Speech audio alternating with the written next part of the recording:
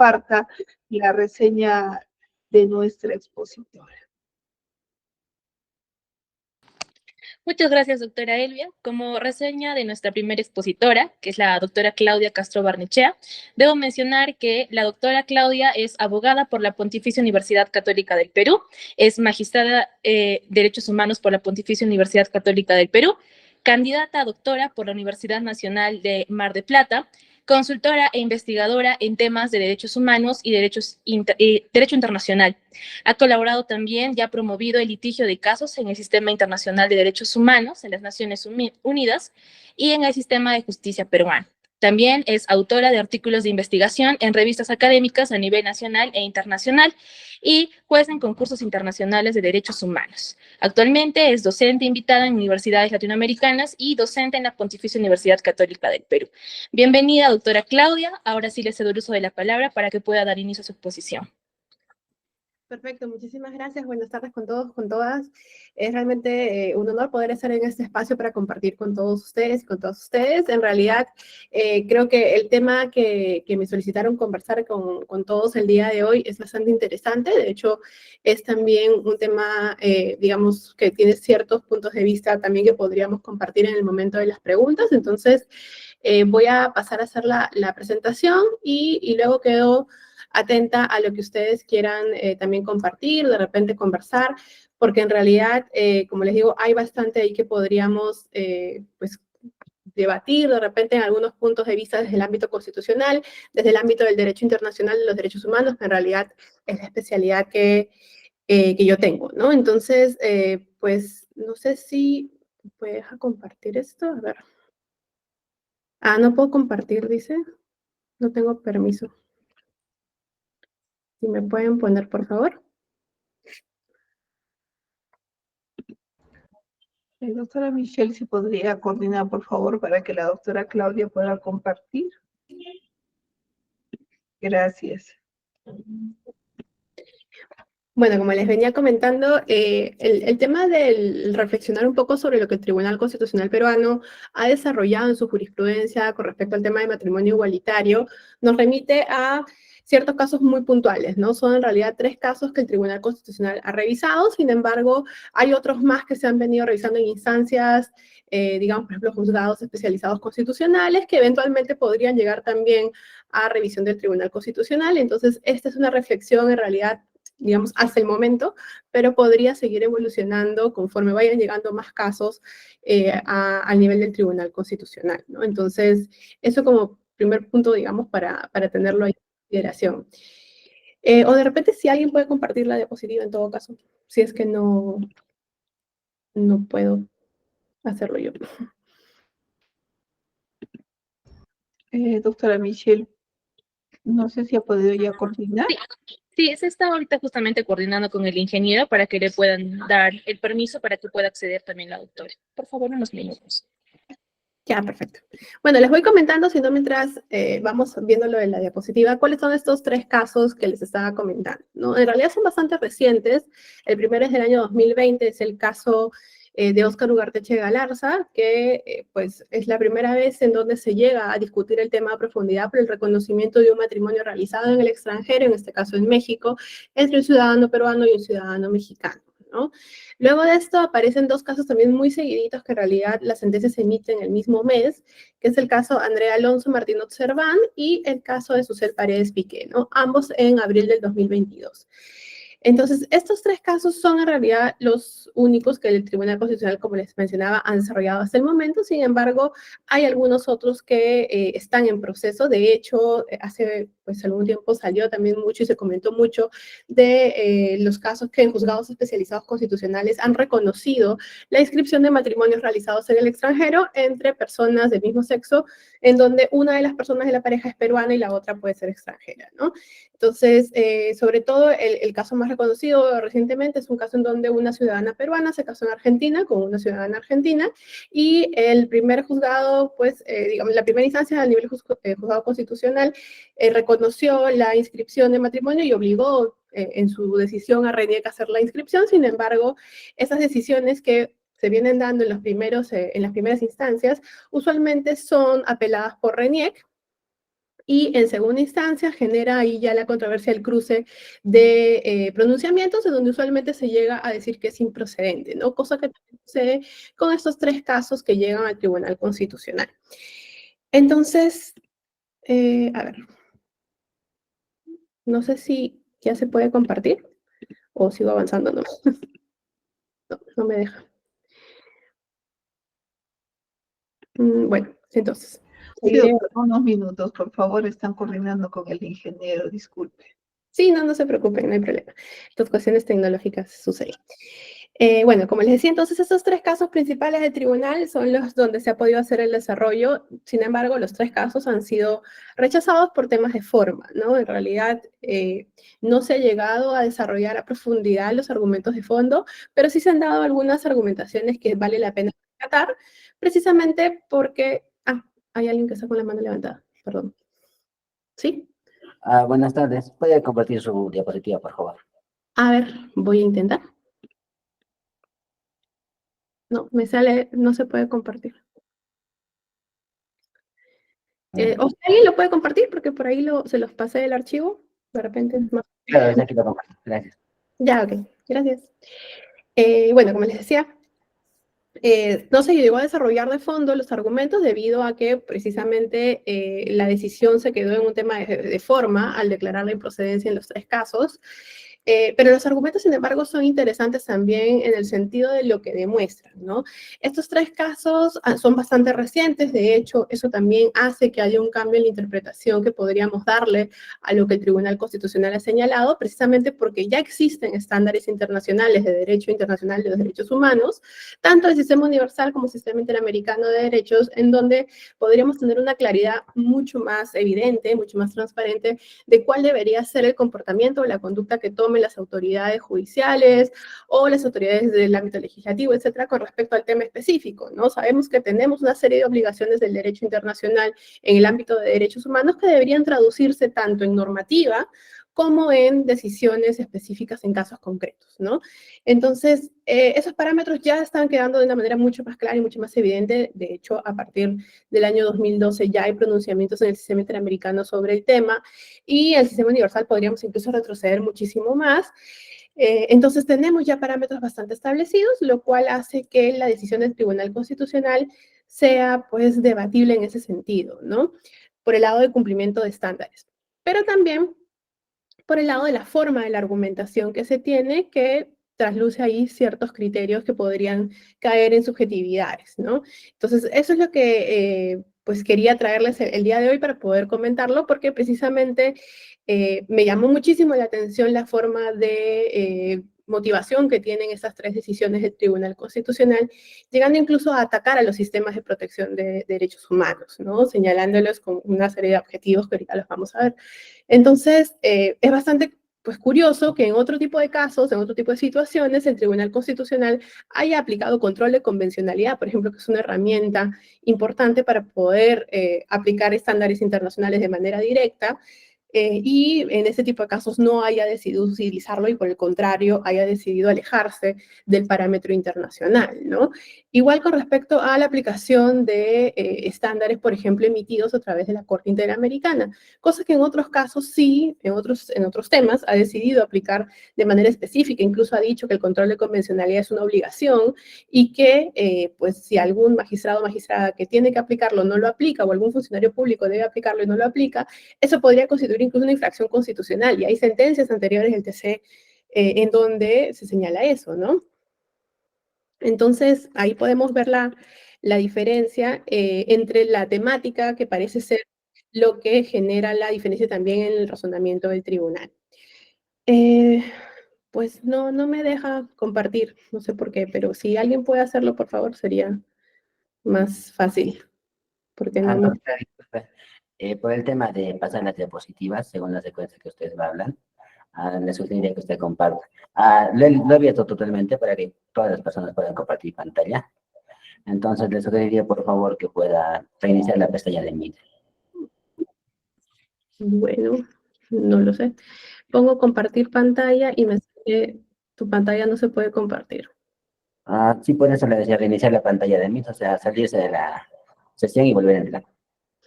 Ok, bueno. Eh, favor. me retiro un momento y regreso, ¿sí? La Gracias. doctora Claudia, disculpe los inconvenientes. No, no se preocupen.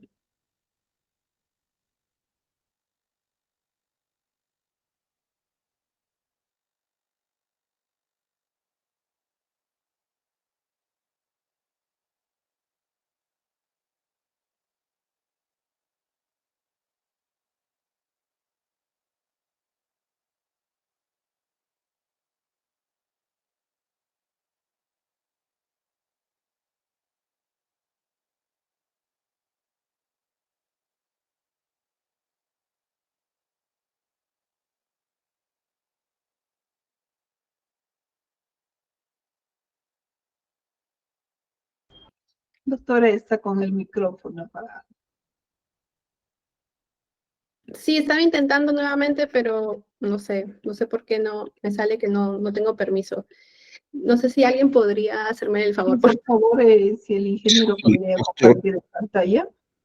sí, Ah, ya. doctora Claudia, permítame ver compartir. Unos segunditos, por favor. Ya, perfecto, no hay problema. A ver si ahora sí podemos verlo para que no nos perdamos en los puntos que vamos a conversar.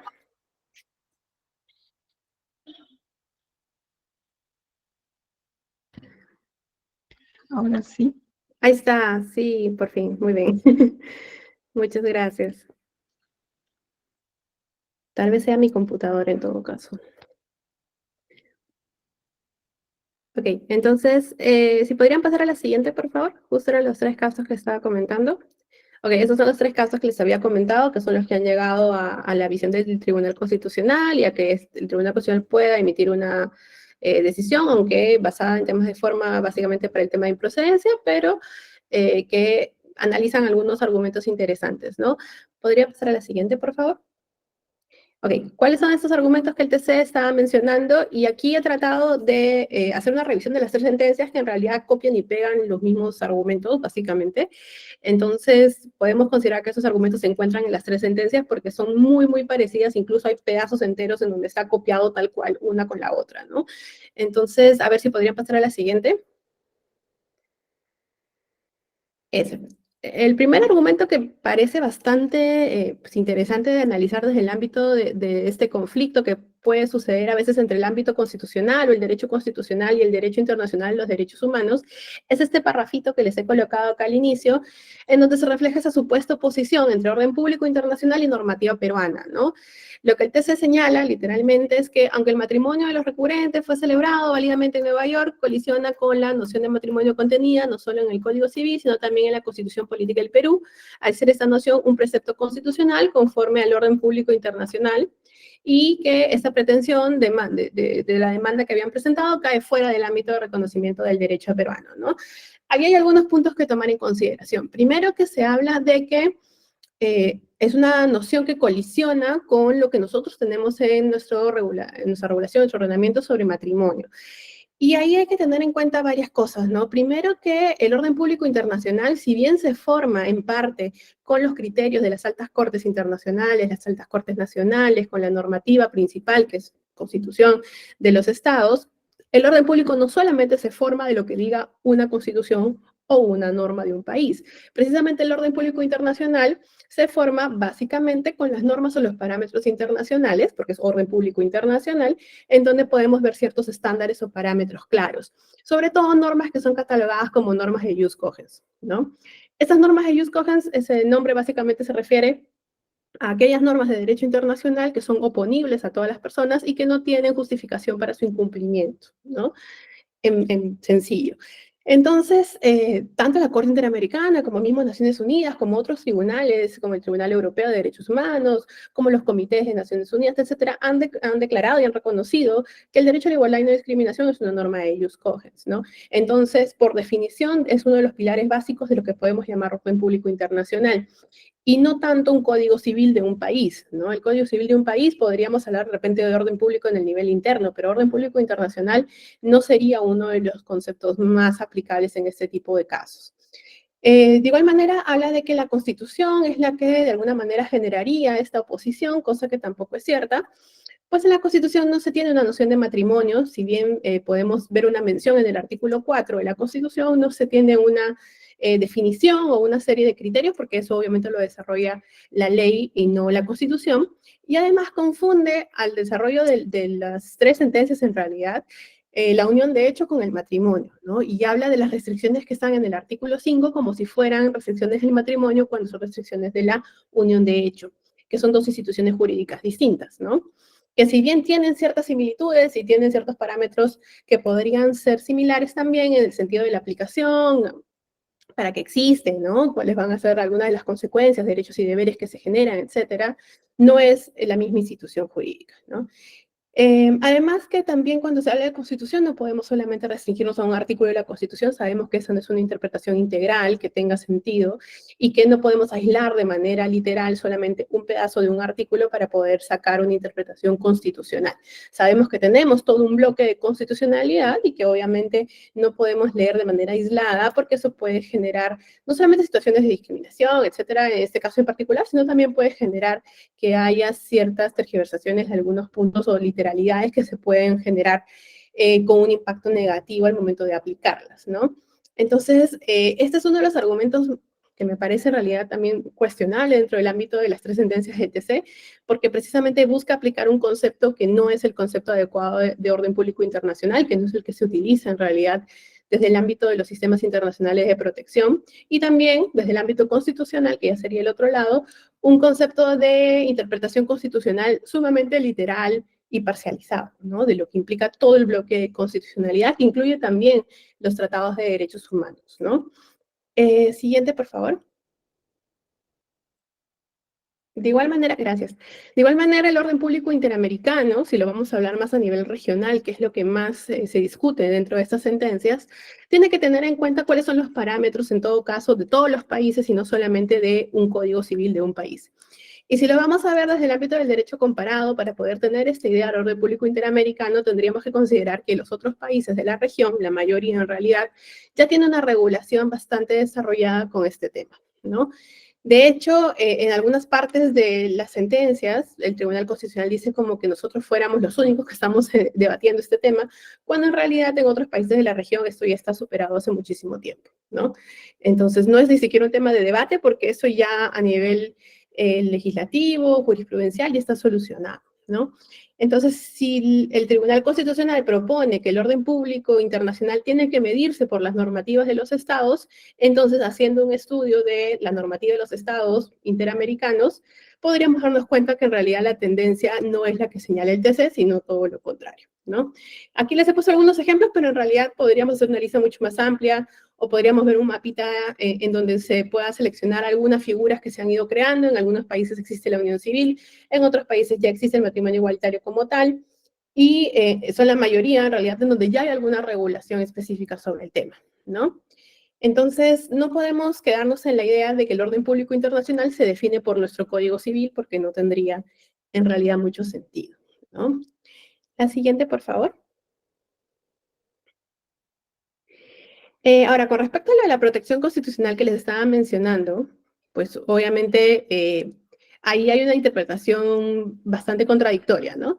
Mientras que instancias inferiores o instancias tipo juzgados especializados constitucionales han analizado con un control de convencionalidad y con interpretación constitucional que sí se debe reconocer estos matrimonios por un tema de igualdad y no discriminación y protección de la familia, el Tribunal Constitucional interpreta con las mismas normas todo lo contrario, ¿no? Entonces, hay ahí un choque entre interpretaciones constitucionales que sería interesante también analizar de repente más a fondo, punto por punto y argumento por argumento, pero que en realidad nos demuestra que pues, la interpretación, hacer ese ejercicio también de tratar de aplicar el derecho, puede ser guiado por pues, tendencias o creencias personales, ¿no? A ver, también esa diferencia, podemos darnos cuenta que con el mismo marco normativo llegamos a dos soluciones distintas, ¿no?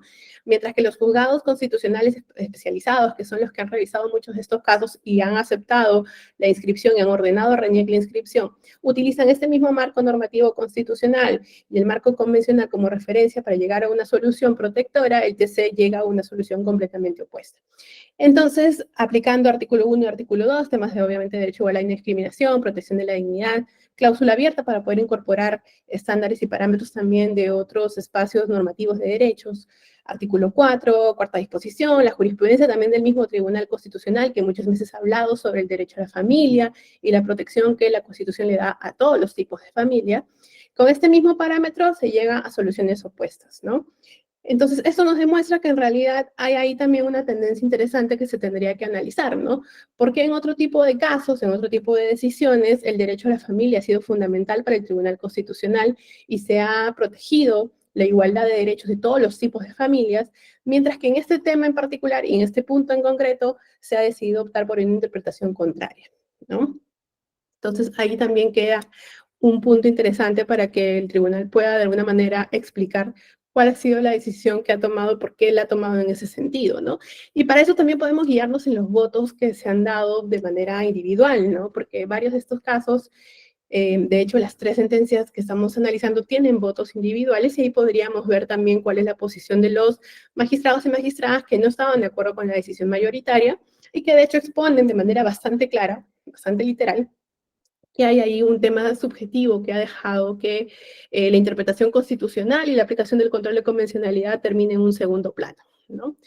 Entonces, pues con este argumento del orden público internacional y de que las constituciones son lo que definen el orden público internacional, tenemos también una serie de contradicciones como hemos visto, ¿no? La siguiente, por favor. Otro de los argumentos que también se presentan en las 3 sentencias es la interpretación o manipulación de instrumentos internacionales de una manera bastante restringida, literal, con algunas extracciones de pedazos de artículos que no son el artículo completo, ¿no? Y esto en realidad no solamente desconoce cuál es la finalidad con la que se creó la norma, que es uno de los criterios de interpretación más básicos que se utiliza en el derecho, sino que además también busca que la norma calce en la interpretación que quiere brindar el tribunal, ¿no? Por ejemplo, la Convención Americana habla en el artículo 17 de reconocer el derecho del hombre y la mujer a contraer matrimonio. Igual la Declaración Universal también dice los hombres y las mujeres tienen derecho a contraer matrimonio sin ninguna restricción, Artículo 25 lo mismo, derecho del hombre y la mujer a contraer matrimonio y fundar una familia. Pero no estamos hablando aquí de instrumentos, uno, que sean realmente actuales en el sentido de época. La Convención Americana se redactó hasta antes del año 69, la Declaración Universal en el año 48, el Pacto Internacional de Derechos Civiles y Políticos en el 66. Entonces, si nosotros comenzamos a analizar en realidad un tema también temporal, en que el momento en que se creó la norma, la problemática que podíamos analizar en ese tiempo no era ver temas de matrimonio igualitario, porque no era un tema discutido en el momento, sino en realidad, retrocediendo al momento en que se crearon esos instrumentos, era que las mujeres pudieran tener derecho a casarse cuando quisieran sin estar obligadas a casarse. Ese era básicamente el problema de la época, el problema que trataban de afrontar estos tratados internacionales, ¿no? Se buscaba que las mujeres y los hombres tengan los mismos derechos dentro del matrimonio, que las mujeres y los hombres puedan acceder al matrimonio libremente y que tengan también la posibilidad de retirarse de ese matrimonio si lo desean, ¿no? Ambos, por igual. Entonces, esa era la problemática que afrontaban esos tratados en su momento, ¿no? Entonces, tratar de decir que la literalidad del tratado donde dice que hombres y mujeres tienen derecho a contraer matrimonio y pasarla como una interpretación restrictiva en la que el tribunal trata de decir que los tratados dicen que hombre y mujer se tienen que casar entre ellos exclusivamente, no es algo que esté realmente interpretado a partir del tratado, ¿no? Es una forma de generar una interpretación no solo literalista, sino que también mal literalista, porque ni siquiera es lo que está puesto realmente en el documento, ¿no? Y además ignorando, como les digo, esta razón de ser de la creación de los tratados y por qué se redactó de esa manera, ¿no? Esto solamente refleja una concepción muy tradicional de la familia, que es una concepción que la misma Corte Interamericana ha criticado muchas veces en algunos casos que han llegado a su conocimiento, porque los países seguimos manteniendo una concepción muy tradicional de familia y una concepción muy tradicional de matrimonio dentro de nuestras jurisdicciones. Y esto se opone a los verdaderos estándares actuales, ¿no? O sea, tratar de decir que estos 3 puntos que están aquí son todo lo que existe y eso es lo que hay que respetar y nada más, deja de lado una gran parte del corpus juris interamericano que es aplicable, ¿no? Entre estos, no solamente la jurisprudencia de la Corte Interamericana que ha desarrollado esas obligaciones, sino también todos los casos que ya el Perú tiene en contra con respecto a población LGTB, precisamente por situaciones de discriminación y violencia. Todavía no específicamente por matrimonio, pero sí por discriminación y violencia, lo que ya demuestra que hay un contexto bastante claro. Además, también hay interpretación subjetiva del derecho de hombre y mujer a contraer matrimonio. Como les digo, esta forma de decir que la literalidad del artículo nos está llevando a que solamente el matrimonio puede ser entre hombre y mujer cuando esa no es ni la literalidad ni la intención del tratado. Y además que ignora y deja muy de lado cuáles eran las problemáticas específicas que incluso nosotros podríamos todavía discutir en nuestro tiempo, ¿no? Todavía hace muy poco recién se ha elaborado una normativa específica sobre prohibición de matrimonios infantiles, por ejemplo, ¿no? O temas de derechos iguales dentro del matrimonio son cuestiones también con el nuevo Código Civil, bueno, nuevo ya no, pero el más reciente, el que está ahorita en uso, ¿no? El del 84. Hasta códigos civiles anteriores, las mujeres no teníamos todos los derechos dentro del matrimonio por igual. Entonces, a esa problemática es a la que se referían estos tratados, y creo que hay que darle la dimensión histórica y la razón de ser también de la normativa para poder entender para qué se quiere aplicar, ¿no? Cuál era la finalidad de estas normas. Y además, hay algo muy importante que se está dejando de lado, que es esta interpretación que no se está mirando y que no se quiere mirar mucho también desde estos casos, que es el acceso igualitario a una institución jurídica, ¿no? Más allá de que sea el matrimonio o sea otra institución jurídica, el acceso igualitario a una institución jurídica reglamentada por nuestro ordenamiento es básicamente un derecho esencial, ¿no? Entonces, se deja de lado esa interpretación para centrarnos mucho en que cada artículo dice hombre y mujer, y con eso tratar de entender que solamente se puede realizar uniones entre hombre y mujer, y esto es lo único que el sistema protege de alguna manera, ¿no? Entonces, esto nos demuestra también una interpretación no solamente alejada del ámbito de lo que la misma Corte Interamericana ha señalado, sino también alejada de la misma jurisprudencia del Tribunal Constitucional en casos anteriores, ¿no? La siguiente, por favor.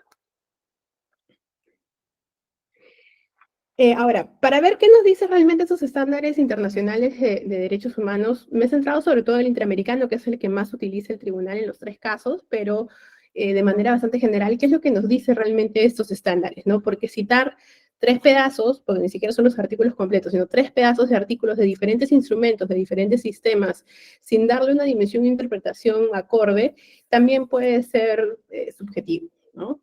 La siguiente, por favor.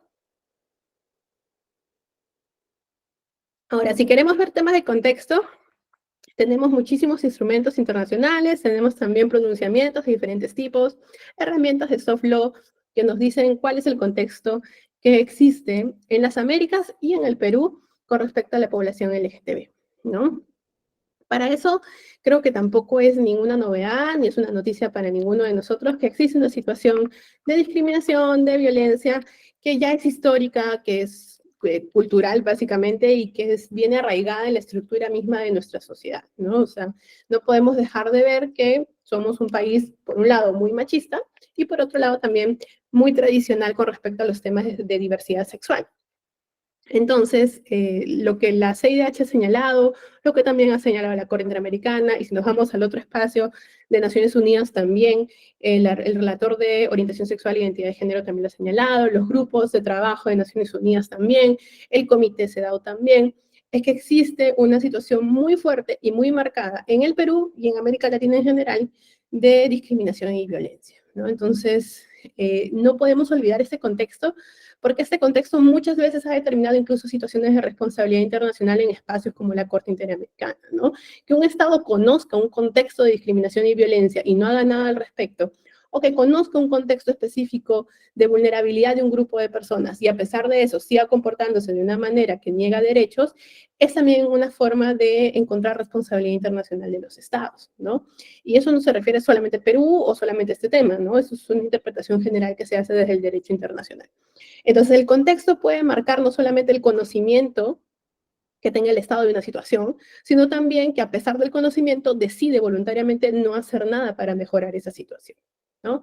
Entonces, ese contexto está sumamente determinado. Hay dos sentencias en contra del Perú por temas de personas LGTB, no por matrimonio, sino por temas de discriminación y violencia, pero que también vuelven a explicar ese contexto, ¿no? De hecho, hay reparaciones en el caso de Azul, por ejemplo, que es el caso que pude ver más de cerca, en donde se le pedía al Estado que al menos genere data, porque ni siquiera tenía data de cuántos casos había de situaciones de violencia, de discriminación, cuál era la situación de la población LGTB en el Perú, nada, había un desconocimiento absoluto, y no solamente absoluto, sino también voluntario por parte del Estado, ¿no? Es como una ceguera voluntaria o una situación. Siguiente, por favor. En temas de marcos jurídicos, si lo queremos ver ya desde un ámbito mucho más del derecho y cuál es específicamente el campo de obligaciones que tenemos que tener en cuenta para saber si hay una situación de vulneración de estos, responsabilidad internacional, etcétera, podemos verlo desde el ámbito del sistema universal y del sistema interamericano.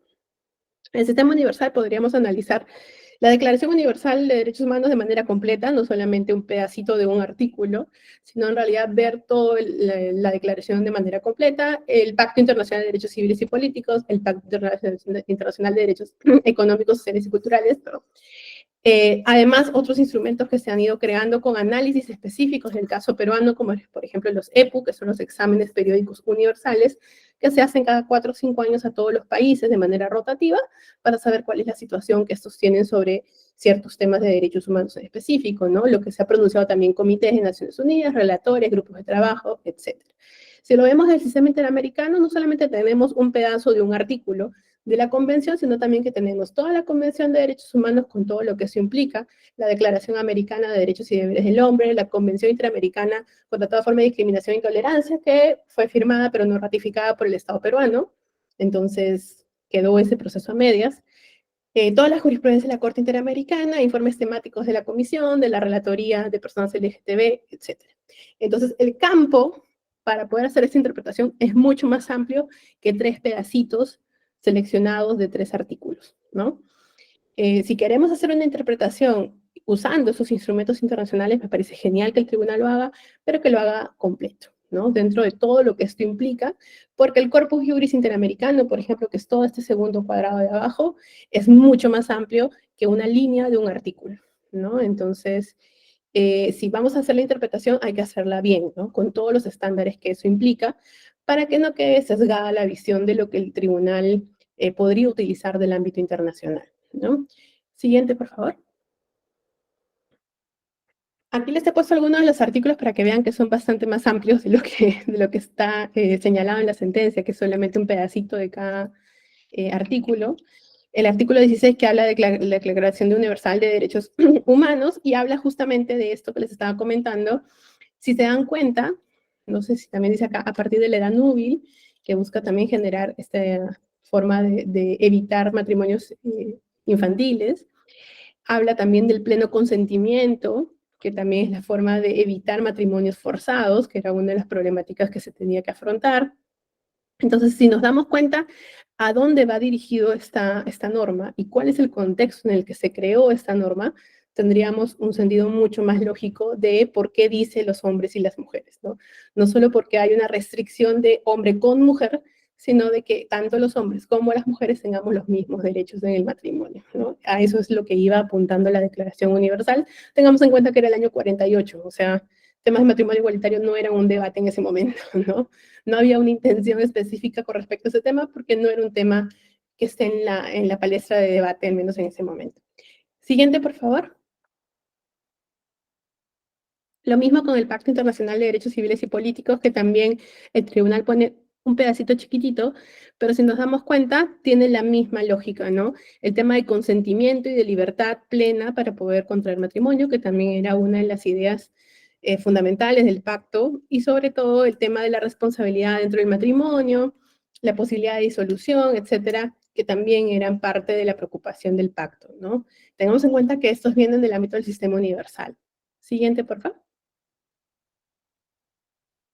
Ahora, si lo vemos desde el ámbito del sistema interamericano, la Declaración Americana de los Derechos y Deberes del Hombre es mucho más explícita al decir que toda persona tiene derecho a constituir una familia, y por lo tanto estamos hablando de una cuestión mucho más amplia que solamente la cuestión del requisito de contraer matrimonio, sino también el tema del derecho a la familia, ¿no? Que es un derecho que también habría que analizar en este contexto. No estamos hablando solamente de contraer matrimonio como el acceso a la institución jurídica del matrimonio, sino que estamos hablando de principio de igualdad y no discriminación en el acceso a una institución jurídica, y estamos hablando de protección del derecho a la familia, ¿no? Que también es uno de los argumentos que utiliza la Corte Interamericana en los casos específicos que ven este tipo de temas, ¿no? Siguiente, por favor. Convención Americana, como le digo, es mucho más extenso que solamente ese pedacito que se rescató y tiene exactamente el mismo sentido que los otros tratados. Si se dan cuenta, no puede celebrarse sin el libre y pleno consentimiento de los contrayentes, se busca asegurar la igualdad de los derechos, entonces tiene esa misma lógica. Es básicamente la misma época de creación que el Pacto Internacional, ¿no? La Convención es del 69, el Pacto Internacional es del 66. Tiene el mismo contexto, ¿no? Siguiente, por favor. Si vamos a profundizar mucho más entonces en lo que dice el sistema interamericano, que es lo que más se usa y se critica dentro de las sentencias del tribunal, tendríamos que ver entonces, como les decía, el corpus juris interamericano de manera completa, o sea, todo este bloque, este conjunto de disposiciones de soft law y de hard law que nos permiten saber cuáles son los parámetros reales que estas obligaciones de la convención desarrollan y extienden para los países, ¿no? Aquí les he hecho un pequeño listado de cuáles serían esos. Son los casos, básicamente, que se han visto dentro de la jurisprudencia de la Corte con respecto a personas LGTB. No son muchos, pero son, creo que, bastante pues, desarrollados porque son recientes también. Los informes temáticos de la Comisión Interamericana con respecto específicamente a población LGTB y el trabajo que hace la Relatoría sobre los derechos de las personas lesbianas, gays, bisexuales, trans, intersex en el sistema interamericano, ¿no? Podríamos también hacer un listado mucho más extenso, de hecho, del sistema universal, pero como el tribunal se centra en el sistema interamericano, entonces yo también me he tratado de centrar en ese campo para saber cuál es el bloque real de parámetros que tendríamos que analizar en este tipo de situaciones, ¿no? Siguiente, por favor. Ahora, sobre estos casos que les estaba comentando, podríamos incluso revisar cada uno de estos a detalle y encontraríamos una serie de parámetros que son bastante claros y contrarios a lo que el Tribunal Constitucional ha señalado en estas sentencias de una manera mucho más expresa, pero he tratado de reseñar aquí cuáles son estos casos para que tengamos en consideración un mapeo de cuáles son las situaciones que la Corte ha desarrollado en la jurisprudencia, ¿no? El caso Tala Rifo y Niñas versus Chile fue el primero en el 2012, y se refería a un caso en donde la señora Tala tenía una pareja del mismo sexo luego de haber estado casada, de haber tenido 3 hijas con su anterior pareja. Pues es la persona con la que había estado casada antes decide que no quiere que las niñas estén cerca de su mamá y de su nueva pareja porque de alguna manera iban a generar un mal ejemplo o iban a generarles una situación de discriminación a las niñas o de maltrato a las niñas. Entonces pide la tuición de las niñas y el tribunal en el espacio jurisdiccional de Chile le da la tuición al papá y la aleja de la madre, ¿no? Entonces, este caso llega hasta la Corte, y precisamente la Corte Interamericana lo que señala, y es una de las expresiones que me parecen mucho más claras y mucho más dicientes de esa situación, es que el hecho de que una sociedad sea discriminadora o que una sociedad tenga estereotipos o prejuicios sobre las personas LGTB no es un argumento para retirar la posibilidad de que una madre esté cerca de sus hijas, ¿no? Entonces, y creo que es una constante que se repite en estos casos de que los gustos de la mayoría o la aprobación de la mayoría no puede ser una restricción del ejercicio de derechos, ¿no? Y eso se repite en todos estos casos en realidad, ¿no? Pero el primero en donde se menciona es a Tala Rifo y creo que es interesante que se tenga en cuenta porque es un parámetro que aplica no solamente para personas LGTB, sino en general si lo abrimos para todas las personas que de alguna manera tengan alguna situación de discriminación, ¿no? Y en nuestro país tenemos muchos supuestos o muchas categorías por las que se puede de alguna manera encontrar situaciones de discriminación. No podríamos hablar de raza, de nacionalidad, de idioma, de un montón de cosas, ¿no? El caso Duque versus Colombia es un caso ya de una pareja del mismo sexo y pues que una de las personas de la pareja después de 25 años de relación fallece y el sobreviviente no puede solicitar la pensión de viudez o pensión de supervivencia en Colombia porque pues el sistema no lo reconocía como su pareja, ¿no? Después de 25 años de convivencia, de relación, no podía acceder al seguro de salud y a la pensión de supervivencia que le correspondía por los aportes que había realizado su pareja durante como 30 años de trabajo. Entonces, este caso llega también a la Corte. Este caso en particular tiene algunas cosas muy interesantes también que analizar con respecto al comportamiento de Colombia, ¿no? Que siendo un país muy similar al nuestro, con una situación social, cultural, histórica también muy similar al nuestro, tuvo una respuesta bastante distinta que el Tribunal Constitucional peruano, ¿no? La Corte Constitucional colombiana lo que hizo fue señalar que en realidad debía haber un cambio normativo y que si el espacio legislativo no generaba ese cambio normativo a tiempo, entonces la misma Corte Constitucional sería la encargada de generar ese cambio, ¿no? Y a partir de eso es que se comienza a aprobar el matrimonio igualitario en Colombia, ¿no? Entonces, este caso es bastante interesante por eso, ¿no? Genera ese movimiento y ese cambio normativo que generó también una modificación en todos los espacios, ¿no? El espacio previsional, con los temas de las pensiones, los accesos a seguros, etcétera, para parejas del mismo sexo, ¿no?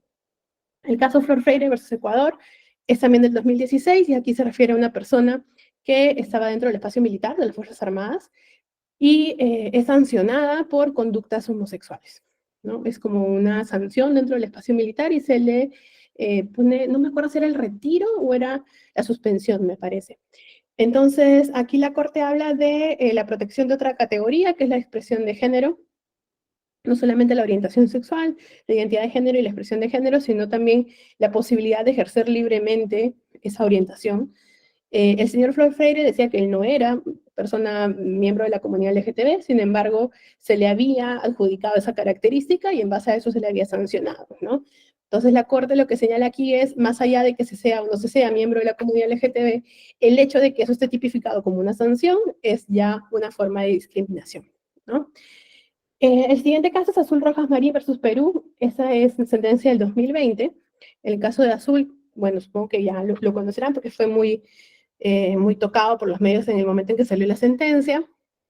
Una persona de la comunidad LGTB que fue agredida por miembros de Serenajo y Policía Nacional de nuestro país, fue torturada y violada en una comisaría, y pues luego de eso el sistema de justicia pues no dio respuesta adecuada a la situación y por lo tanto no hubo sanción para los agresores, ¿no?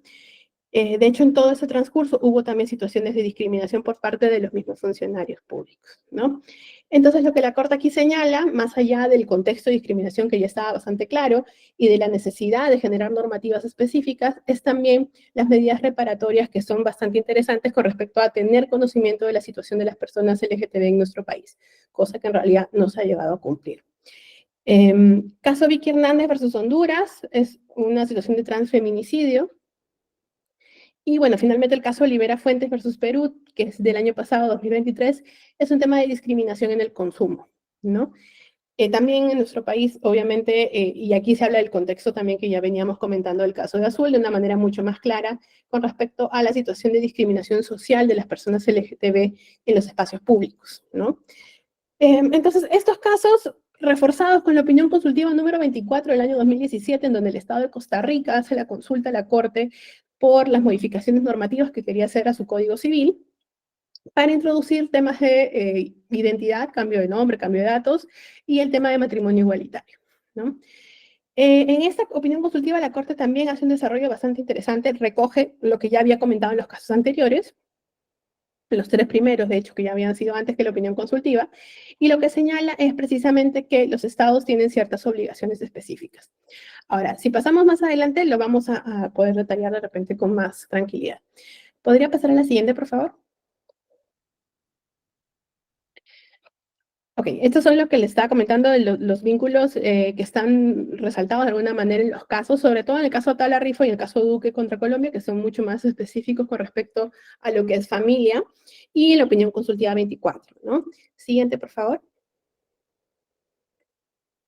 Aquí está lo que les comentaba del caso de Atala Rifo. Ella es la jueza, Atala Rifo era jueza también en su momento, y el tema de lo que pasó con sus tres niñas y cómo llegó a los espacios internacionales, ¿no? De hecho, ella vino varias ocasiones al Perú invitada por organizaciones para que pudiera contar con respecto a su caso y cómo había generado un impacto en la normativa chilena, que era una de las más conservadoras en realidad del continente, ¿no? Siguiente, por favor. De igual manera, el caso del señor Ángel Alberto Duque versus Colombia, igual como les había comentado, el tema de la pensión de sobrevivencia o pensión de viudez, como la conocemos más aquí, y el tema del acceso al seguro de salud, ¿no? Que fueron los dos puntos que solicitó a Colpensiones, que era el sistema de pensiones colombiano, que le fue negado en un principio. Sin embargo, pues ya justo antes de emitir la sentencia, en realidad el Estado colombiano, una señal de buena disposición, buena voluntad, hizo los cambios normativos a nivel del sistema de pensiones, y además la Corte Constitucional, como les mencionaba, hizo este pronunciamiento tan importante y generó un cambio en el reconocimiento de matrimonio igualitario, ¿no? Siguiente, por favor. Aquí les pongo algunos de los puntos más interesantes que se concluyen en estos dos casos, ¿no? Primero, que igualdad y discriminación y orientación sexual pues están de alguna manera ligados, porque es una de las categorías protegidas por el artículo 1.1 de la Convención, cuando se habla de otra condición social, ¿no? Que es uno de los aspectos de la cláusula abierta que tiene la Convención. Igual que en nuestra Constitución, también hay una cláusula abierta en la Convención para temas de discriminación. Entonces, ahí la Corte ha interpretado que la orientación sexual es una de estas categorías protegidas, ¿no? Bueno, se habla de temas de interés superior del niño, con respecto a que esto pues no puede de alguna manera afectar la relación que tengan los padres e hijos por temas de discriminación en el espacio social. Además, que los estados no pueden utilizar la discriminación social como justificación para perpetuar tratos discriminatorios, lo cual también se perpetúa no solamente a través de normativas, sino también a través de pronunciamientos jurisdiccionales, ¿no? Siguiente, por favor. Bueno, se habla del tema del estigma, el tema de la prohibición de discriminación por orientación sexual, y además la posibilidad eventual de restricción de derechos, ¿no? Para esto se exige una fundamentación rigurosa, y eso es lo interesante también, porque en realidad las 3 sentencias del TC que restringen la posibilidad de reconocimiento del matrimonio no cuentan con una fundamentación rigurosa, ¿no? Por el contrario, una fundamentación bastante cuestionable e incompleta. En realidad, si lo vemos no solamente desde el ámbito jurisdiccional, sino si lo vemos desde el ámbito académico, es bastante, pues, incompleta, ¿no? Entonces, lo que se exige como parámetro es que para evitar situaciones de discriminación, los pronunciamientos jurisdiccionales, sobre todo, tengan este parámetro de fundamentación rigurosa que permita que haya situaciones en donde se pueda verificar que no sea un trato discriminatorio, ¿no? Lo que se está planteando. Y además, resalta nuevamente la Corte aquí que no hay un solo modelo de familia que esté protegido por la Convención Americana, sino que en realidad todas las formas de familia están protegidas por la Convención, ¿no? Cosa que también es interesante porque es justamente lo contrario que señala el tribunal en sus pronunciamientos, ¿no? Siguiente, por favor. La opinión consultiva 2417 también pues recoge esto que se señalaba en el caso de Atala y en el caso Duque, y creo que lo complementa de una manera muy interesante cuando señala que no solamente no existe un concepto cerrado de familia en la Convención, no solamente se protege un modelo de familia, sino también que las familias pueden estar conformadas por personas con diversas identidades de género y orientación sexual. Y todas estas modalidades requieren de protección por la sociedad y el Estado, ¿no? Eso se dice de manera expresa en la opinión consultiva 24, y creo que es una forma muy clara de zanjar la discusión, ¿no? De decir, bueno, ok, vamos a ponerlo de la manera más expresamente clara posible, en decir de que, bueno, no hay ningún tipo de familia que no esté amparado o protegido por la Convención Americana, y por lo tanto todos los estados tienen que generar las medidas necesarias para protegerlas, ¿no? Dentro de sus países, sea a través, como les decía, de los mecanismos legislativos, o sea, crear normas, modificar normas, o sea, a través del ámbito jurisdiccional, ¿no? Siguiente, por favor.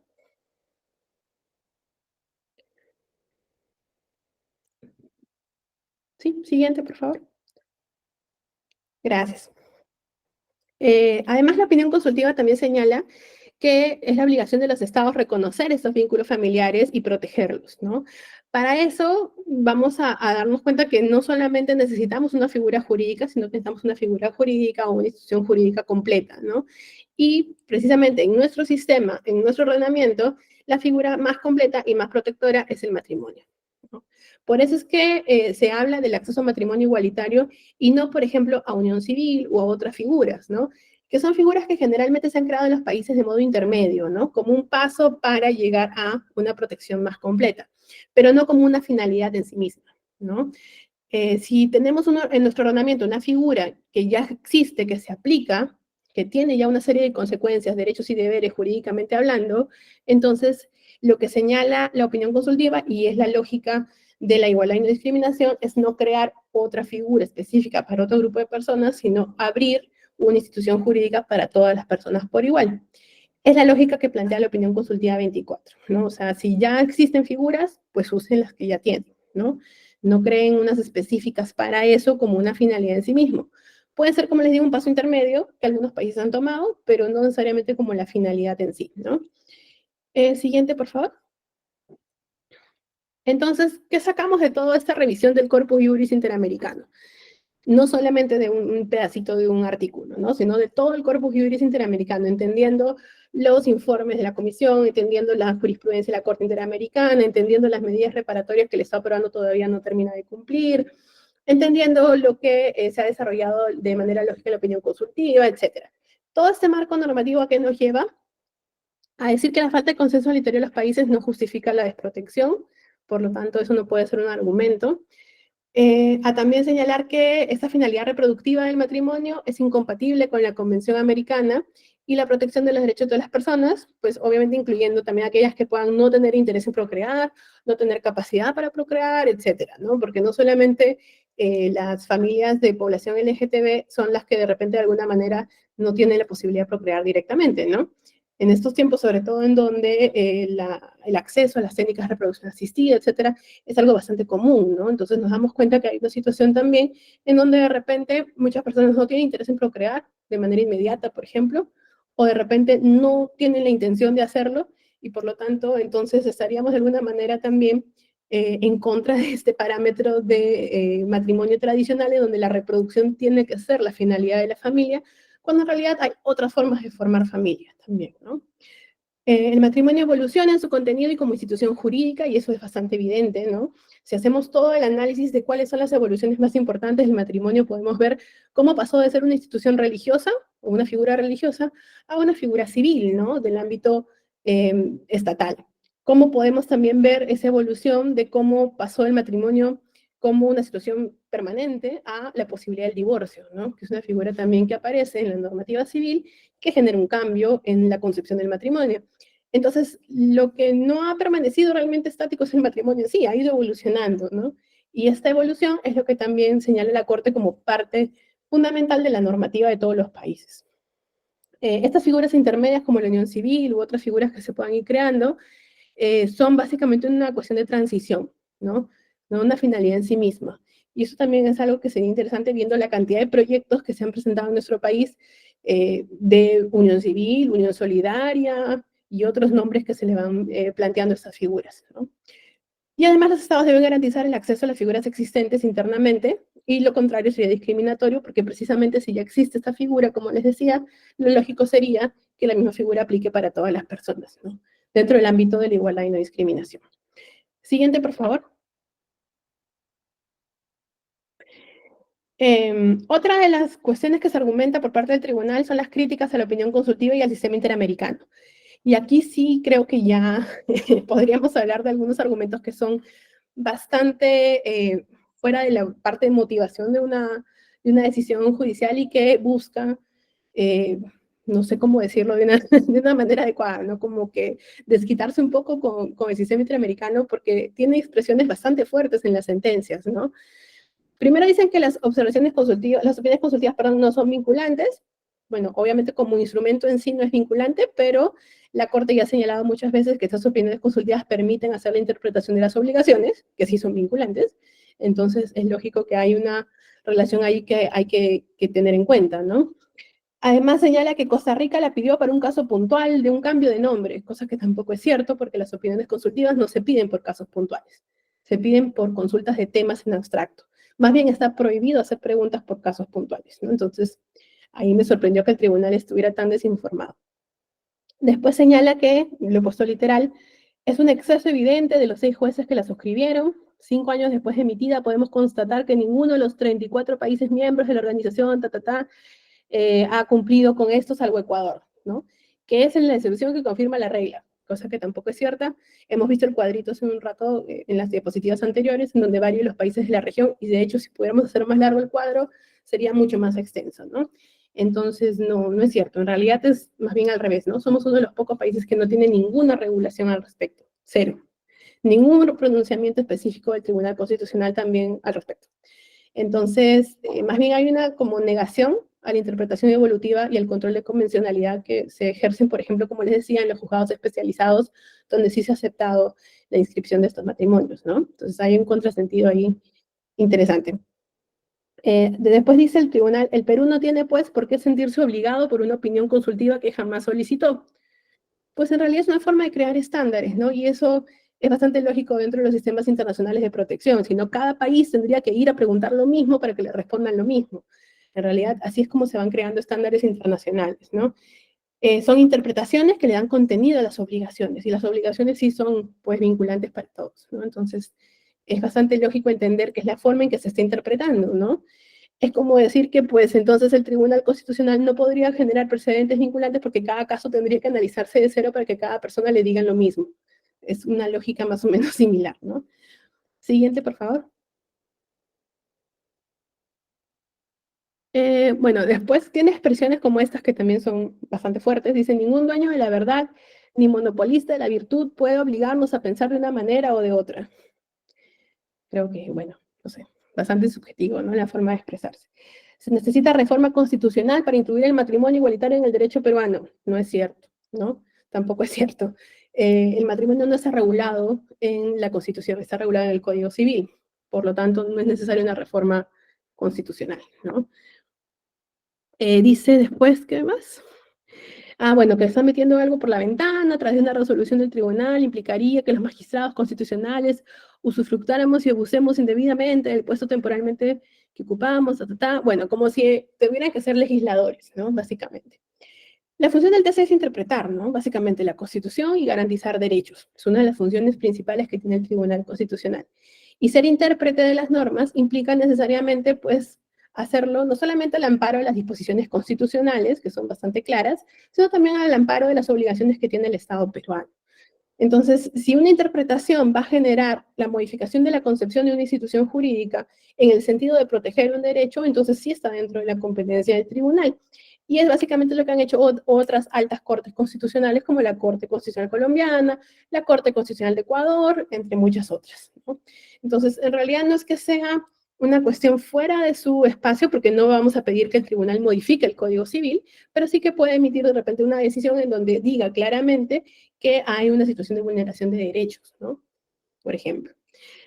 Además, bueno, critica el tema de que no se haya agotado la vía previa administrativa, señalando que RENIEC siempre tiene que pronunciarse y ser la primera instancia. Sin embargo, ya sabemos que eso es un procedimiento que está condenado al fracaso, porque siempre que se presentan estos casos, RENIEC lo rechaza. Siempre que un juzgado constitucional de primera instancia lo acepta, RENIEC apela. Entonces ya no es una cuestión tampoco que pueda ser un análisis específico para cada caso, ya se sabe que es una forma en que RENIEC responde, ¿no? Y de hecho, la Corte ha hablado muchas veces cuando habla de recurso adecuado y efectivo, de que si un recurso está condenado al fracaso, una persona no tiene que agotarlo, ¿no? Es básicamente la lógica. Bueno, critica el sistema interamericano en varias ocasiones, habla de la comisión de la Corte, que adolece de defectos estructurales, pero cuando habla de las críticas que tiene el sistema interamericano, que sí, tiene muchas cuestiones por mejorar, y eso no se puede negar, obviamente, todo puede ser perfectible, y de hecho el sistema tiene muchas críticas y muchas cosas por mejorar, pero lo que sorprende es que el tribunal confunda las entidades, confunda las competencias y las regulaciones de cada ente como si fueran la misma cosa o si compartieran competencias cuando no es así. Entonces, creo que para poder criticar el sistema interamericano, que sí amerita que se le critique muchas cosas, hay que conocer realmente cuáles son los puntos criticables, ¿no? Y finalmente, lo otro que dice es que la Convención Americana abona el terreno para la ideologización del sistema interamericano de derechos humanos. Por definición, la moral es problemática y los dilemas de trata que resolver no admiten soluciones únicas o finales. Siempre caben nuevas perspectivas para analizar los dilemas morales.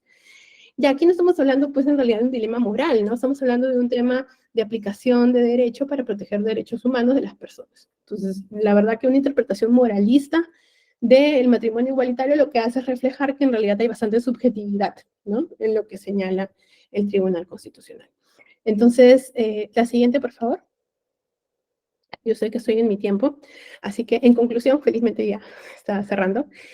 El TC ha demostrado que en los temas en que desea desarrollar los parámetros del Corpus Juris Interamericano, el control de convencionalidad, los estándares del DIDH, etcétera, lo aplica. Y en los temas en los que no desea aplicarlo, pues simplemente entra en una posición bastante negacionista de la situación, ¿no?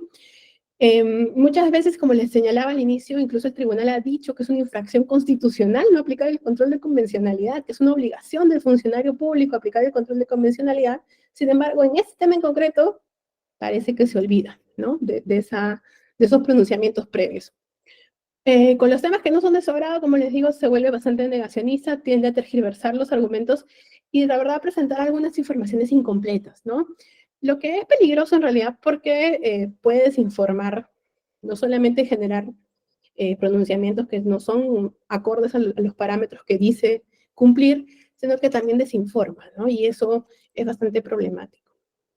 Los estándares internacionales son bastante claros, como ya los hemos estado viendo, y la interpretación conjunta entre normativa nacional, normativa constitucional, normativa internacional nos da una respuesta bastante clara con respecto al reconocimiento, ¿no? Sin embargo, parece ser este no un argumento o un problema jurídico, sino en realidad un problema mucho más de corte personal, subjetivo, moral, cultural, religioso tal vez, y no tanto un problema jurídico, porque los estándares ya están bastante establecidos y están bastante claros a la fecha, ¿no? De repente hace unos 10 años podíamos todavía discutir el tema porque no había un desarrollo jurisprudencial tan extenso, no había un desarrollo de soft law extenso en el sistema universal, el sistema interamericano, no había todavía un cambio normativo en la mayoría de los países. Sin embargo, ahora, a la actualidad, al 2024, esto ya es bastante diferente, ¿no? Los mecanismos de interpretación constitucional y convencional nos darían una solución bastante rápida. Sin embargo, esa negativa de reconocimiento, como les digo, viene por un obstáculo diferente, ¿no? Y creo que el Tribunal Constitucional, con las expresiones incluso que emite sobre el sistema interamericano, que como les digo, por más cuestionable que pueda hacer en muchas cosas, creo que no es el espacio en una sentencia para poder desahogar todas esas críticas, comienza a tergiversar la situación y la discusión de fondo, ¿no? Es un espacio bastante interesante que el Tribunal Constitucional pueda hablar de esos temas, sin embargo, creo que se desaprovechó mucho en esas 3 sentencias, ¿no? Y sería ideal que en los casos futuros que van a llegar, porque de hecho van a llegarle más casos de estos, pueda dejar a un lado estas argumentaciones que ha copiado y pegado en las 3 sentencias para que pueda profundizar un poquito más en pues, los argumentos de fondo, ¿no? En tratar de analizar la compatibilidad de nuestra normativa con la normativa internacional, en tratar de entender cuál es la situación de discriminación y el contexto que está detrás, y en tratar de ver de alguna manera cómo garantizar los derechos de los ciudadanos y ciudadanas del Perú, ¿no? Entonces, pues eso es básicamente lo que les quería comentar ahora, haciendo el análisis de las 3 sentencias. Pues no es de repente uno de los temas que el tribunal desarrolle con más extensión. Sin embargo, me parece interesante que esas 3 sentencias nos hayan dado algunas luces sobre cuál es la visión que se tiene desde el Tribunal Constitucional de la temática de matrimonio igualitario y cómo esta también colisiona no solamente con el espacio internacional, con los otros países de la región, sino también con las decisiones y las interpretaciones que hacen los juzgados de primera instancia, ¿no? Y creo que ahí hay una cuestión bien interesante en ver cómo los juzgados de primera instancia, a nivel de temas constitucionales, utilizan herramientas como el control de convencionalidad, utilizan interpretaciones constitucionales evolutivas y el Tribunal Constitucional no, ¿no? Entonces, ese choque y ese contraste me parece que académicamente es muy interesante también para poder discutirlo, pero que también tiene una parte práctica en el sentido de, pues, los funcionarios del sistema de justicia, cómo van a tomar los casos que lleguen de este tipo a sus manos y a su competencia para resolverlos, ¿no? Y cuáles van a ser los parámetros y las herramientas que utilicen. Entonces, bueno, mostrándoles que el parámetro es un poquito más amplio y más general que lo que está solamente en esas 3 sentencias, creo que también podemos hacer una discusión más rica, ¿no? Y bueno, quedo entonces atenta si hay alguna pregunta, alguna consulta, porque ya me pasé el tiempo. Gracias. Bien, muchas gracias, doctora Claudia, por su excelente presentación. Ahora pues vamos a abrir el espacio para las preguntas, por lo que voy a pedir a los participantes que levanten la mano y los que no puedan hacerlo puedan dejar sus preguntas en el chat, por favor.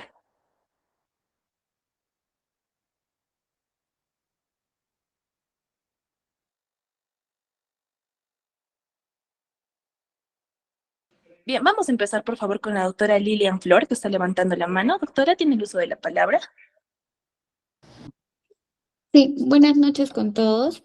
Doctora, bueno, agradecerle primero por la exposición. Sin duda para mí es un tema sensible aún en el Perú, por lo mismo que usted ha mencionado, ¿no? Que la población peruana, claro, no todos, pero sí la mayoría, aún se refleja un poco machista, tradicional y conservadora sobre todo. Creo que son temas por los cuales la comunidad LGTB y sus derechos también, ¿no? Es algo que no avanza como se quisiera, como en otros países, ¿no? Bueno, algo que a mí me ha llamado la atención es el caso Marín Rojas versus Perú. Dado que si bien la Corte Interamericana de Derechos Humanos ha decidido, ¿no? En su sentencia del 2020, si no me equivoco, un sinfín de medidas, entre ellos existen algunos que sí se han cumplido. Sin embargo, recientemente un artículo por la Universidad Católica del Perú, entiendo que la Corte Interamericana de Derechos Humanos ha señalado que el Estado, a la fecha, al 30 de abril, perdón, al 30 de abril del 2024, no ha cumplido aún con algunas medidas que se han dictado en la sentencia, como lo es, por ejemplo, el pago correspondiente por daños materiales e inmateriales, ni con el reintegro de costas y gastos. Además de que, bueno, además de la otra medida que era aplicar o implementar medidas de protección, ¿no? Para este tipo de violencia hacia este tipo de comunidad. Ahora, mi pregunta es, doctora, si ante esta situación de que no se hayan ejecutado aún estas medidas que se han dictado en la sentencia, ¿qué medidas deben tomarse para dar cumplimiento, por así decirlo, un cumplimiento efectivo a esta sentencia? Ahora, si bien también tengo entendido que todavía están en una etapa de supervisión de cumplimiento de sentencia, ¿esto cuánto tiempo dura y de qué depende, por favor? Esa es mi pregunta. Gracias. Sí, gracias. De hecho, ese es uno de los temas que sí podríamos criticar, digamos, del ámbito del sistema interamericano, y ahí sí tendríamos bastante que poder criticar, y es cómo hacemos para cumplir las decisiones, ¿no? Y eso tiene mucho que ver con cómo funciona el derecho internacional y las tribunales, en general la jurisdicción supranacional. Depende mucho de la voluntad del Estado de querer cumplir con su compromiso original al ratificar un tratado. Entonces, el problema es precisamente que, por ejemplo, en el caso peruano, nosotros somos uno de los países con más sentencias dentro del sistema interamericano y, de hecho, casi todas, por no decir prácticamente todas, están en supervisión de cumplimiento. Entonces, pueden quedarse en supervisión de cumplimiento 20 años incluso y seguir en supervisión de cumplimiento porque el Estado peruano no cumple con todas las medidas de manera satisfactoria. Y esto porque, por ejemplo, en el caso de Azul Rojas Marín es uno de los más recientes en realidad, pero tenemos casos de supervisión de cumplimiento de otros temas también desde hace muchísimo tiempo. Y es precisamente porque, por un lado, no tenemos un sistema interno a nivel nacional de cumplimiento de decisiones internacionales que sea realmente funcional. Tenemos una ley de cumplimiento de sentencias que está por ahí flotando en un espacio. Tenemos mecanismos del Ministerio de Justicia que dicen cosas a veces contrarias a esa ley. Tenemos choques de competencias entre ministerios que se pasan un poco la pelota de uno al otro a ver quién va a cumplir con las reparaciones. Y tenemos un listado de reparaciones usualmente en los casos que tienen implicancias en diferentes sectores, ¿no? Por ejemplo, no sé, medidas de rehabilitación que tienen que ver con temas de salud, por ejemplo, ¿no? Medidas de satisfacción que tienen que ver, por ejemplo, con disculpas públicas del Ministerio de Justicia, que es algo que siempre se ha hecho en el caso de Azul. También reparaciones económicas, pero también tenemos algunas de las más interesantes que creo que son las que podríamos rescatar más también del caso de Azul, y es precisamente las garantías de no repetición, lo que implica, por ejemplo, crear normas, modificar normas o eliminar normas que de alguna manera generen que no se vuelva a repetir la situación, y al mismo tiempo el tema de capacitaciones, de crear protocolos específicos para el sistema de justicia, por ejemplo, que también es algo que se está elaborando, ¿no? ¿Qué es lo que no se termina de cumplir? De hecho, varios puntos de la sentencia de Azul, ¿no? Se cumplió con la publicación, se cumplió con las disculpas públicas, hasta donde yo me quedé al menos viendo el caso, estaban elaborando el protocolo de investigación para situaciones de violencia contra personas LGTB, no sé si se terminó de elaborar o todavía estaba en elaboración. Pero, por ejemplo, el tema de la reparación económica ha sido sumamente complicado poder hacerlo porque precisamente no hay claridad, ¿no? ¿Quién es el encargado de realmente cumplir con eso? ¿Tiene que hacerlo el Ministerio de Justicia o tiene que hacerlo el sector economía, por ejemplo, ¿no? Entonces, hay una confusión de competencias ahí bastante fuerte que evita que se cumpla de manera adecuada, rápida, una sentencia, ¿no? Lo cual también es algo que se le critica mucho al sistema interamericano porque abrir un montón de supervisiones de cumplimiento no garantiza nada, ¿no? Entonces, ¿cuál es el efecto útil de una sentencia desde el ámbito de la Corte Interamericana para la víctima? Porque para los demás de repente nos sirve, ¿no? Como instrumento para poder entender el corpus iuris, para entender cuáles son las obligaciones, etcétera. Pero para la víctima, si se demoran 20 años en cumplir la sentencia, ¿para qué sirvió? ¿No? Entonces, eso también depende mucho de la voluntad de los estados, porque son los estados los que tienen que cumplir con las reparaciones. Y estas reparaciones, sobre todo las de garantías de no repetición, por ejemplo, son una de las más complejas, ¿no? Porque implican precisamente modificaciones normativas, implican crear políticas públicas, crear programas, modificar entidades, sus competencias, etc. Y eso obviamente va a generar una dificultad en el momento de cumplirlo, ¿no? Pero también implica mucha voluntad, ¿no? En el sentido de que, bueno, un Estado está dentro del sistema y está cumpliendo de alguna manera con someterse a la jurisdicción de la Corte, debería también cumplir con la decisión. Entonces, hay mucho que mejorar a nivel interno, porque hay otros países que sí tienen mecanismos de cumplimiento mucho más elaborados, mucho más rápidos, mucho más sencillos, que de hecho ya están también muy claros en una ruta que se tiene que seguir para el cumplimiento de esas decisiones. Nosotros no. Tenemos en realidad un choque, como les digo, de cosas que nos mandan para diferentes lados, ¿no?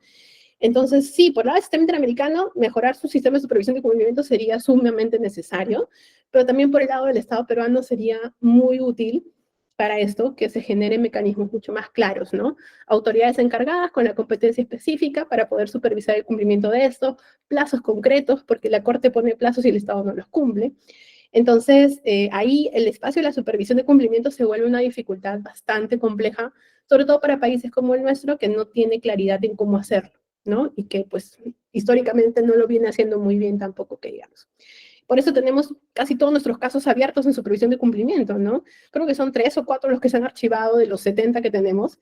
Entonces, podemos darnos cuenta que hay un problema en el cumplimiento de reparaciones, ¿no? Pero sí, está muy interesante y de hecho hay muchas medidas que están vinculadas con estos dos casos que tenemos sobre población LGTB que deberían estar en la prioridad del Estado peruano para cumplimiento, ¿no? Sobre todo porque en realidad le van a brindar información al propio Estado que es necesaria para que sepa cuál es la situación real de esa población en nuestro país, ¿no? Pero bueno, eso, gracias. No sé si hay por ahí otra pregunta. Gracias, doctora. Sí, tenemos una pregunta más. La doctora Mávila Catherine nos ha escrito al chat. Buenas noches. Quisiera saber si es válido agrupar a la comunidad LGTB en un solo grupo o deberíamos segmentarlos. Gracias.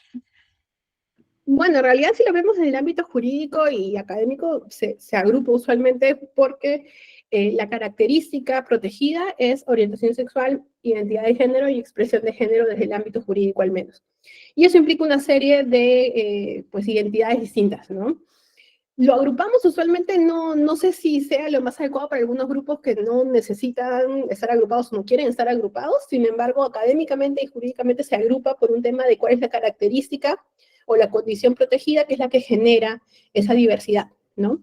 Podríamos en todo caso no hablar de población LGTB, sino podríamos hablar de poblaciones con situaciones de discriminación basadas en su característica de orientación sexual, identidad de género y expresión de género. Sin embargo, claro, es un término mucho más largo que no suele ser muy práctico al momento de hacer interpretaciones o pronunciamientos, ¿no? Pero podríamos decirlo así para que sea técnicamente lo más adecuado.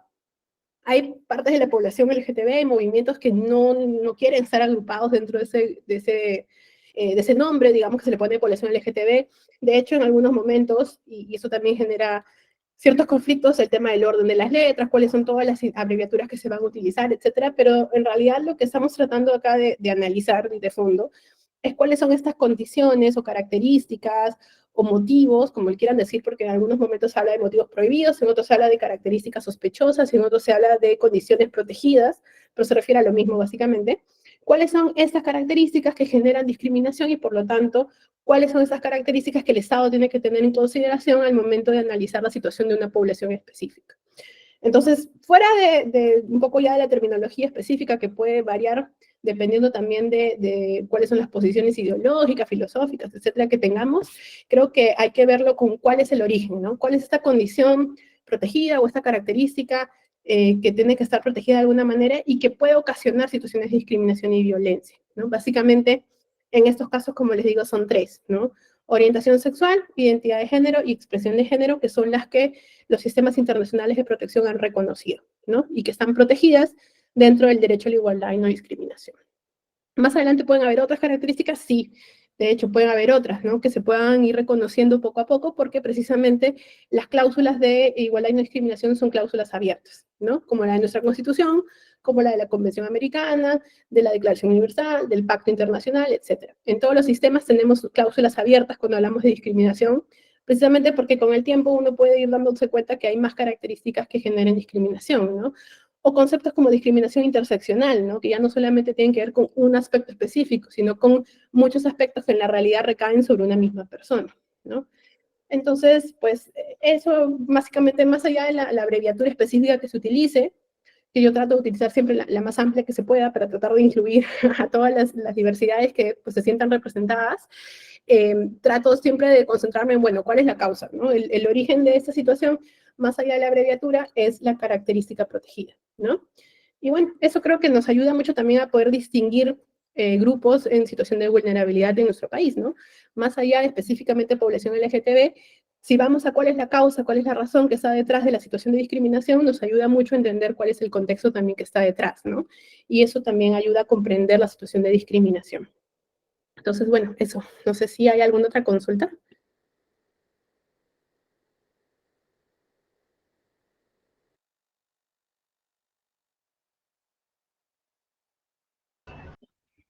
Doctora, son todas las preguntas. Agradecemos su participación. Agradecemos que haya compartido conocimientos sobre el tema tan interesante que ha puesto en el tapete y que ha dejado varias interrogantes que nos van a obligar a ver con más detenimiento las sentencias que se han ido dictando sobre este tema. Doctora, muchas gracias. A nombre del Comité de Capacitación de la Corte Superior de Justicia del Cusco. Pedimos, por favor, que los asistentes puedan brindarle un voto de aplausos a la doctora Claudia Castro. Muchas gracias por el espacio. Gracias a usted, doctor.